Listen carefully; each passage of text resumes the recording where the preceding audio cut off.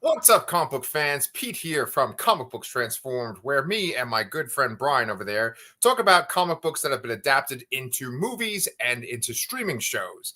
Star Wars has always been adapted into comics ever since the very first movie, and so now we are talking about The Acolyte, which is up to episode 6 on Disney Plus. Brian, right off the bat, would you say that the show went kind of right back to the way it was prior to that last episode?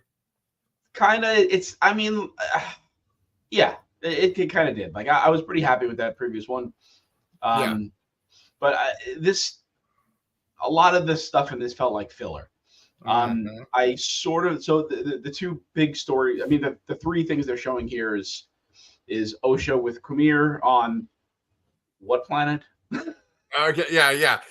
We'll get to that. It's not Octo. It's not Octo. Yes. So that's one big thing there. And then we have May in disguise as Osha with Soul and the little beaver guy, and then we see the Jedi from were they on Coruscant or no? Wherever they came from. Coruscant. Yeah. Vanessa Rowe and them. So I actually enjoyed the plot line with Kumir and Osha. But I felt like they had to stall so much with Soul to get to the same point that it kind of took away from the episode quite a bit. Just like I predicted last time, I knew Kumir without a doubt knew that was Osha, and Soul took a little bit too long to realize that was May. Anybody hoping for a resurrection on either Jackie or Yord is probably not happy. No, they showed Yord there. Yeah. They're still dead. Although, Vanessa Rowe's lightsaber is kind of cool. Yes, and that's something we'll get to today too, as well. Well, you said it right there, man, that this episode felt like filler.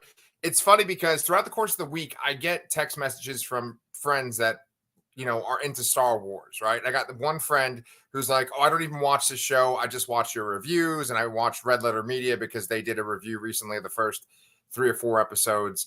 And then another friend of mine who may or may have not been on this show recently was saying that this was sort of a low point for Star Wars. And it's funny because the point that I made to him was what Star Wars used to be for me when I was growing up was that it was like the ancillary media that made the flaws of the movies more interesting. Like it made the stuff of the movies more interesting. Now I find myself watching YouTube videos that make it seem like the ancillary media is more interesting than it actually is. But does it succeed is the question. The YouTube videos do. Yeah. I mean, it's funny because you guys should definitely go check out the Red Letter Media video. Like they didn't need any help promoting their stuff, but like they did this great review of the first 4 episodes. And then Eckhart's Ladder, I really, really need to give him credit here for today's discussion because I would have less than half of the things to say today if I hadn't watched his recent video. So like one of the things that he said, he pointed out that Octo is not the planet they go to. You know what Octo is, right? Yes, from the sequel trilogy. Right. It's where Luke is or whatever in The Last Jedi, and then they go back to it in Rise of Skywalker. But it's not Octo. It's actually another planet called Baldemnik, right? Okay. Which that's a planet that's in this book called Darth Plagueis. Darth Plagueis, a lot of people. So in the Star Wars legends, Darth Plagueis is the Sith Lord that Darth Sidious is the apprentice to, right? Yes. It's not been like officially confirmed in the new Star Wars canon with Disney, but they have said that Leslie Headland has used a lot of stuff from the expanded universe in this show. So a lot of people think that Baldemnik is this planet. Okay. Now, do you know anything? It's not confirmed. It's a speculation still. Correct. Because even in this episode, they say like unknown planet or something like that. That's true. Okay. Yeah. So do you know anything about like Darth Sidious or like that book or anything like that? I do not. Okay. Okay. I'm not going to bore you. I already feel like I'm talking a lot to begin with, but like, he has a Sith master in that book. The book's actually really good. It's written by James Luciano. It's one of the last Star Wars books I read of the old expanded universe.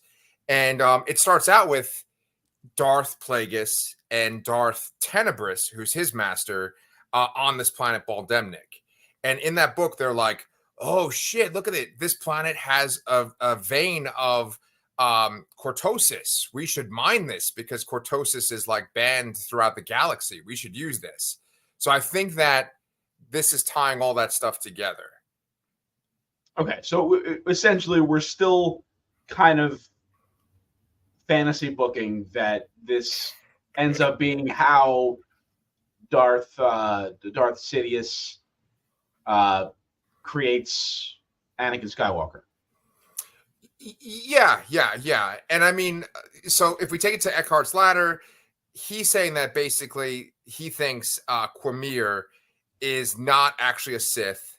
He's not one of the two, like that rule of two, and that maybe by the end of this season, he's going to get swatted down. I think that's his words directly, swatted down by one of the two Sith Lords, and it'll be like Darth Tenebris or Darth Plagueis. Okay. So does that make this any more interesting to you? Yeah, I like that connection. I think they have to do a better job here of tying together the the origins of May and Osha with what's going on now. And I think if they do that, it definitely increases the overall value of the show. Yeah.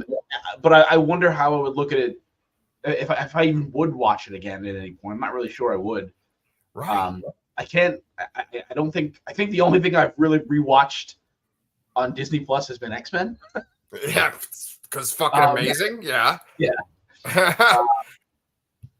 So yeah, if it's just a matter like could something like a huge payoff, salvage such a mediocre show overall? Like that's the real question. Hell yeah.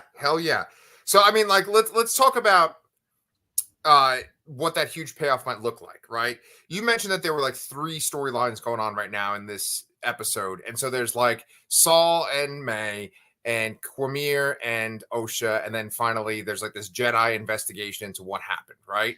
So when you think about like the overarching show, the plot lines going through the show, there's the idea of like these 2 sisters that one is on the dark side path, one's on the light side path, and their mothers were all killed in this mysterious incident, right? That's like one of the main things. And it's like, well, what happened in the incident, right? And what's going on with those, the witches? Then there's like the idea of like, okay, well, there's this Sith Lord. How does he connect into this like overarching idea of like 2 Sith at the same time, or only 2 Sith being around at once?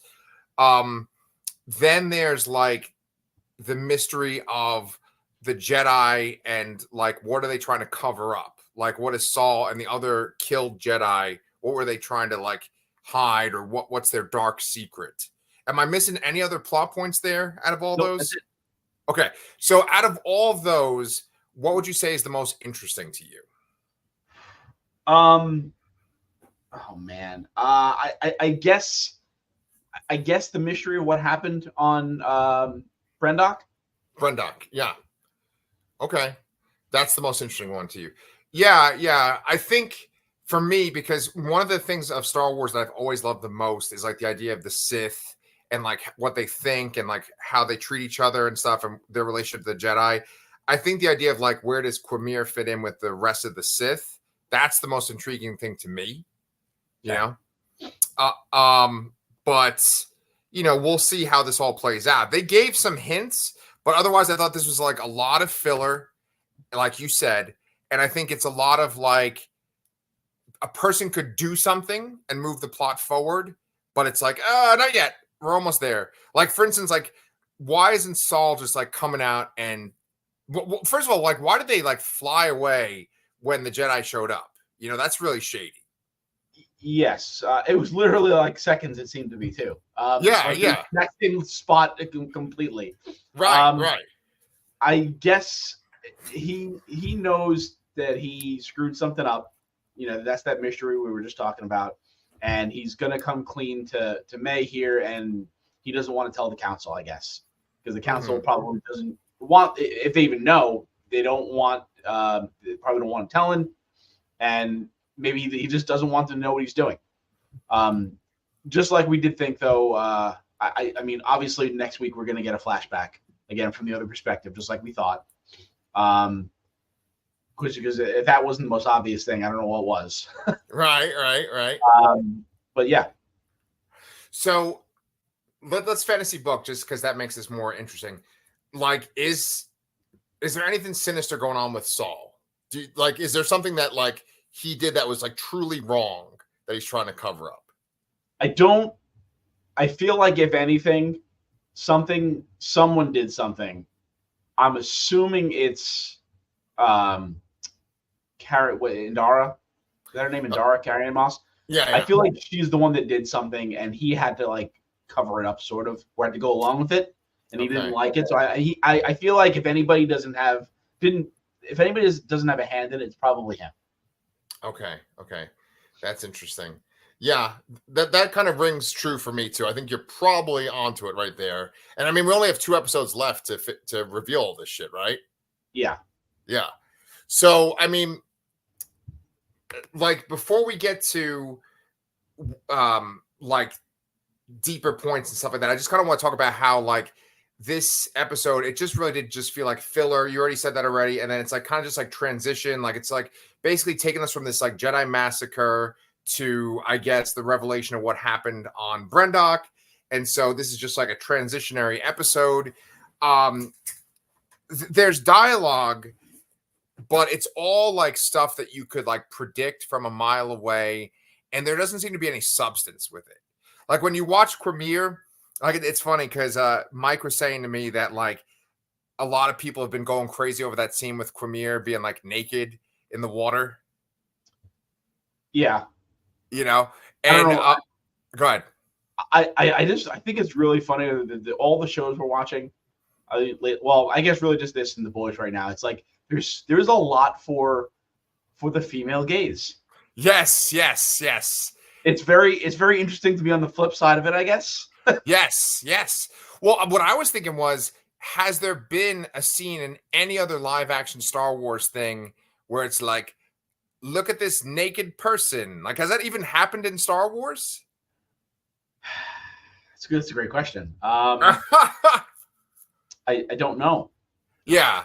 I mean, I think there's like some sexy Twi'lek dancers in like Jabba's palace and, you know, maybe in some of the seedy places. But like in live action, I don't know if we've seen like kind of like, look at this person's kind of naked. Like, I don't know if that's ever happened. Yeah, maybe not. Yeah. You know? Because it really is like a kid kind of thing. And then so you have this dude in the water and he's all scarred up and stuff.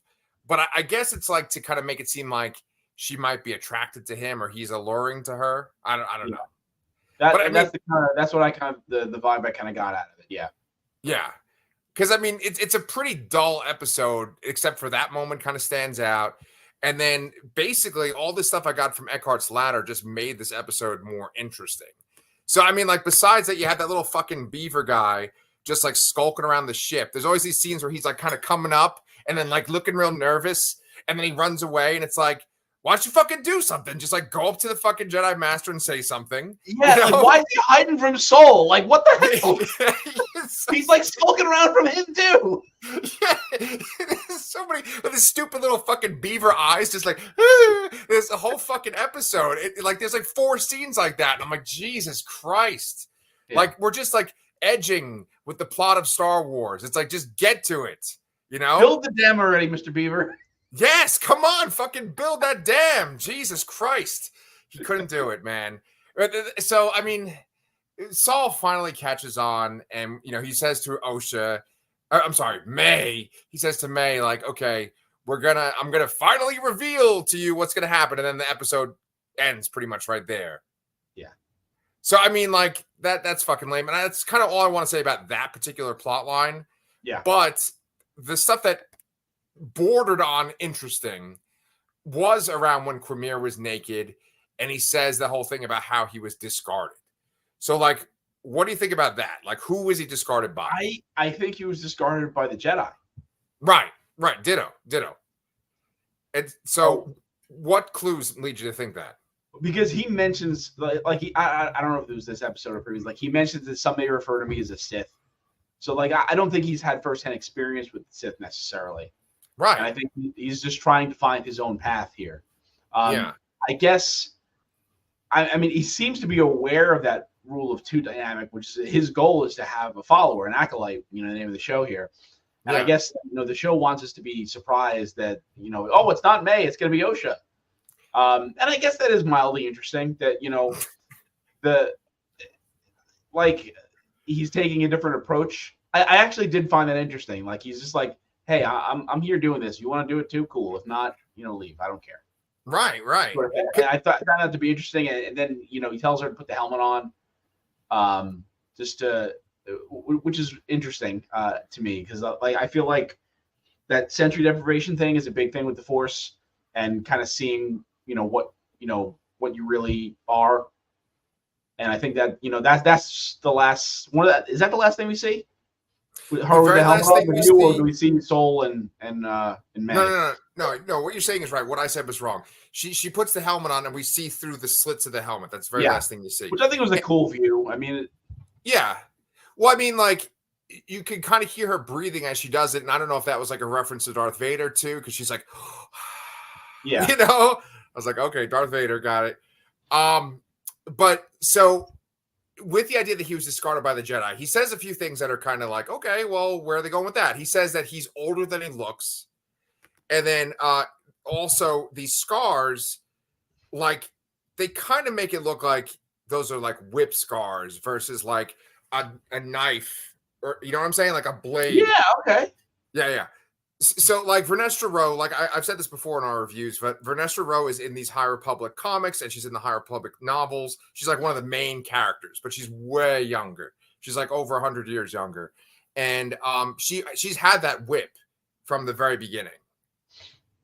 So, I mean, to me, like if you're stabbed with a lightsaber or like someone slices you with a lightsaber, it's going to be a straight line or it's going to be a circle. It's not going to be this jaggedy thing like that, like a whip would do. Yeah, I feel like it's still a lightsaber, and I feel like it's still, it's not going to leave a slash mark. It's just going to like cut into. It's going to burn through the flesh ridiculously, unless someone's very lightly just like, Yeah. I love when they do that. The Jedi do that. They go like that. But I mean, don't you feel like the way they set up those scenes? I'm pretty sure that they show Premiere. Go ahead.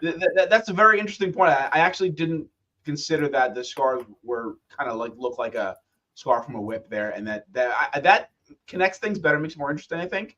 Yeah. I don't know anything about that character really though from the past. I mean, you seem like you do. Do you think that she is capable of something like that? No, it'd be quite the heel turn for her because she's very young. She's almost like a child when you see her in the books. And she's trying to do good. Like there isn't this sense of like, oh, if I could only have more power, or like, that what the Jedi are doing are wrong. There's not that kind of sense at all. It's like she's just trying to be the best Jedi. So it would be like a big turn for her. Okay. Now the other question too I have, and this is about Premiere. Yeah. Is that actually his name? I mean, have we ruled out that he isn't one of these? I mean, I guess he said he's not a Sith. Right. But I mean, was Cormier like his like goofy merchant persona name, and then he has to go to something else perhaps? Yeah.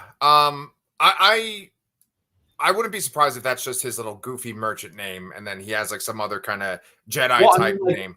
Could he be Tenebris or Plagius here? Oh, I think if they're going to use Plagius or Tenebris, they're going to be like what they are in the books. Tenebris looks like, those fucking guys. They used to call them jizz players. Those guys in the cantina. Okay. They don't call them jizz. They don't call that music jizz anymore. But like, I just want to keep saying jizz, by the way. Okay. But like, those fucking alien guys, the big heads and the eyes and shit. Yeah. Yes. Yeah. So that's what Tenebris looks like. And then, okay, and here you go. I wonder how deep your Star Wars love goes. Do you remember in fucking Attack of the Clones, there's this scene with like the Separatists and like they're all sitting around Christopher Lee, Count Dooku, and they're like talking about money and shit. and there's this one that has a face that looks just kind of like dough that's been smushed together. Like it's just like a big fucking dick of a face, you know? Damn. Jizz and dicks. Are we sure we're talking about Star Wars here? maybe I'm already pre-gaming for our boys discussion, you know? I don't know, this show just really bores the shit out of me, so I'm just trying to spice this up. But no, I get it. Yeah, there's a dude whose like face looks just kind of like you took cookie dough and just like smushed it like that, and it's like I'm gonna type that description into Google and see if it comes up. Oh yes, definitely do that. Like a dick and a smushed cookie. Look that shit up. No, but just look up Plagueis. He's got like a big fucking like. Okay. Here's the best way to describe it. You ever eat Chex Mix? Yes. All right. You know the white pieces that are kind of like cylindrical? Yeah. That's what his fucking face looks like. Okay. Holy Yeah. Okay. So you'll see. There's not a human looking person. Okay. Neither of them are humans. Okay. Interesting. Okay. Yeah, I see that now. Okay. So that theory's out the window. Anybody who actually likes Star Wars and knows things probably laughing their ass off my stupidity. So. Nah, dude, it's not your stupidity that you remember this fucking boring scene from Attack of the Clones, the worst prequel. But like, I just think that like he's not going to be either of those because that would really fucking piss off the Star Wars fans if he was either of those two. Got it. I'm sorry, you were saying something before I got all stupid. What were you saying? That was it. That is Quimir somebody more important or not? It was the question. It was kind of questioning his backstory again because we're referring to him as Quimir, but he only said his name was that in terms of when he was the merchant character, the version. So and I don't believe did May even call him Quimir when they were traveling in the jungle. I mean, he must have because he's still. Nobody has said Quimir since his reveal. Is my point. That's what I'm trying to say. Yeah. I mean, I don't know, and the thing is. I am leaning more towards the fact that he is not going to be an important Sith guy. He's going to be like a wannabe and maybe even a pathway to like the Knights of Ren or something versus like he's one of the guys in this line that's always been a master and apprentice and master. I don't think he's going to be one in that line, you know? Okay.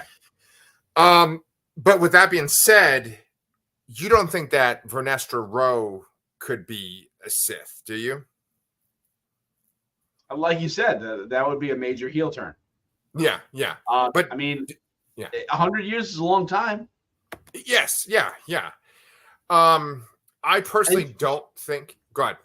I mean, you could also argue that she seems very interested in handling this situation herself. Yeah. Which brings you up the point is, what does she know about Brendock, this whole situation? Does she know about the cover up? Is she not aware of it? Did she suspect something was kind of a little fishy there? Yeah. I guess that's gonna have to factor in one of these next episodes. Yeah. I mean, she has to be there to do something. Right. Like she has to be involved in some capacity. Yeah. They've shown enough of her to not just be like a background extra. Yeah. And she hasn't really done anything yet. Yeah. All right. Well, then the very last ticker I had for this episode was Saul promises to explain to May what happened on Brendock. So that's what you're saying is going to be this flashback episode next episode. My whole question to you is, let's fantasy book right now before we wrap this up. How do you think they're going to wrap this up within the next 2 episodes? Like, what do you think is going to be revealed? Who's going to be a bad guy? Who's going to be a good guy? Who's going to die? You tell me. Oh man, well, there's not even that many characters left. Good. Kill them all. Jesus. Yeah, I feel like you're right. I think that Quimir is going to get killed somehow. I do think that potentially Osha might be recruited by somebody else that does that. Kills him, pushes him aside, like you said. I don't really know what happened on Brendock. I'm not sure anymore. Whether it's a misunderstanding, whether there was some nefarious action on part of the Jedi, I guess I'll be surprised to see that in a way, because it doesn't seem like any of them are outright evil. You know, Right. they did see, like, Indara did seem a little forward with their first interaction when they got there. Yeah. She's a little pushy, I guess. You know, it's like we have the right to check any children there. Like what were they aware of going into that we don't know about? Like, did they know that they were doing something here? Were they looking for children? You know, and that was just their excuse to get to examine them. So yeah, I think it all depends on what happens there. What happens by the end? I wouldn't be surprised if just May and Osha are alive. Maybe Vanessa Rowe, because she has, she has presence in the other previous, comics and books. They may not just kill her outright in this show. But I feel like Soul dead. Quamir dead. Yeah. One of the twins, at least one of the twins, is going to live. I think both of them are. Maybe they even join forces. Who knows? Okay, there you go. You just said it right there. I think that maybe the twins team up to defeat Quamir by the last episode. Like the two of them together take him on, and they're able to stop him. And this is maybe after he like kills Saul himself. And then, like, maybe Vanessa Rowe's there for, like, the final confrontation, and he's able to, like, either kill her or, like, disarm her, and then the twins together take him out. I think that might happen. What I think is interesting that they might...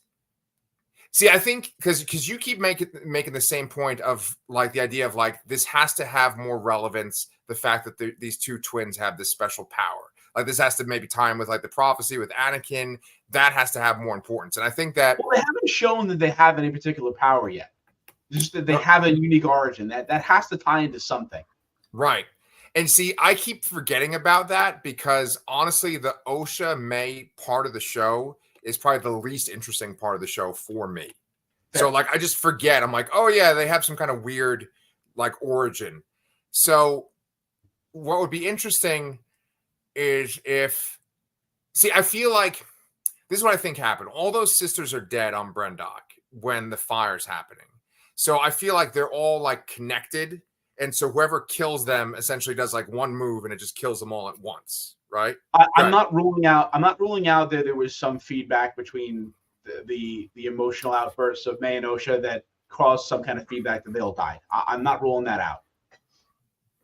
That's like the idea that Osha caused them all to die and is also being tempted by the dark side here. Like, I think that kind of fits. That's interesting. That's interesting too. Yeah. And you know what you could do is you could have them team up to defeat Quamir, and then they beat him, but he escapes, and then he gets killed by the Sith in like the very last scene. And it's one of those two Sith, you know? Yeah. And I guess the next question I have too is that, does this completely wrap up, or do they have thoughts of this continuing somewhere? Oh shit. Have you heard any kind of news about there being another season? I have not heard anything about that. I mean, I know that generally fans are not liking it, but they got that critical reception. I think people are watching it to some degree. Yeah. Hate watching it. Yeah, maybe, but it's still getting the clicks and the streams and all that. So that's what drives these things. Yeah, I saw a fucking YouTube channel today came on my feed. The name of the channel was Hate Watchers, and I was like, oh god, that's horrible. That's fucking awful. I don't know, man. We have like fantasy booked the shit out of this episode. I really enjoyed our little discussion of Darth Plagueis's face. But I think he's a highlight of this episode. Yeah. He's a Mun, by the way. That's his species. A Mun. Okay. Not Olivia Munn, which I'd much rather look at her than him. But is there anything else you want to say about this fucking show while we have 2 episodes left? No, I guess I'm just trying too hard to make this somewhat satisfactory. I don't know. Maybe I'm reaching a little bit too much. I want to enjoy things. I really do. I don't want to hate things. I want to enjoy things. I want things to be good. Right. I want to be interested in them. And that's all I could say. Right, exactly. Yeah, that's what we try to do on this channel, not just be completely negative and hateful. If you guys did enjoy our conversation, I'd love for you guys to please follow us, subscribe to us, give us some comments, tell us what y'all think. Me and Brian are going to go hop over to our boys discussion, where that's also episode 6 too. So we're going to do boys season 2, episode 6. But we'll be back next week to talk about our favorite Star Wars show, The Acolyte.